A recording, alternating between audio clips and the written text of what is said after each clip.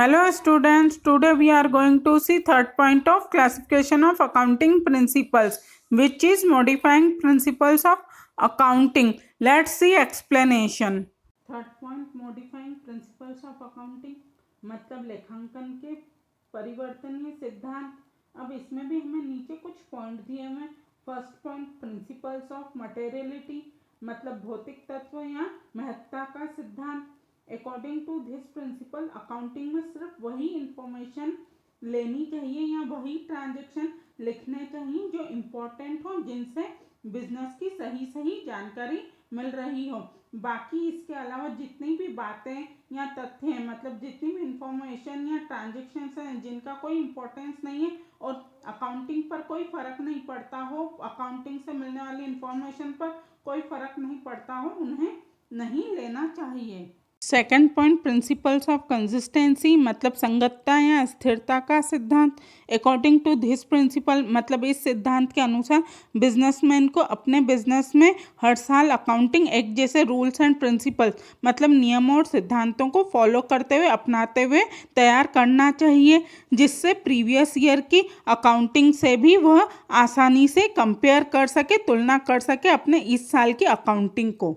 Third point, principles of prudence मतलब दूरदर्शिता का सिद्धांत। According to this principle business को और ज़्यादा सुरक्षित बनाने के लिए और फ्यूचर में होने वाले लॉसेस को ध्यान में रखते हुए बिजनेस में होने वाले प्रॉफिट या जितनी भी असेट्स हैं उनको कम दिखाना चाहिए, उनकी वैल्यू को कम दिखाना चाहिए, और दूसरी ओर जितनी भी बिजनेस में लायबिलिटी है और एक्सपेंसेस है उन्हें ज़्यादा दिखाना चाहिए, जिससे बिजनेस और ज़्यादा सुरक्षित हो सकता है। Fourth point, principles of substance over form मतलब प्रारूप पर तथ्यों के प्रभुत्व का सिद्धांत।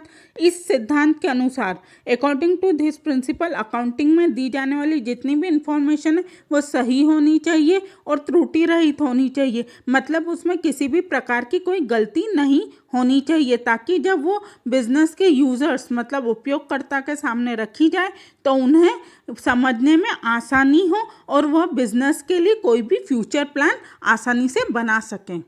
Fifth point, principles of timeliness मतलब उचित समय का सिद्धांत।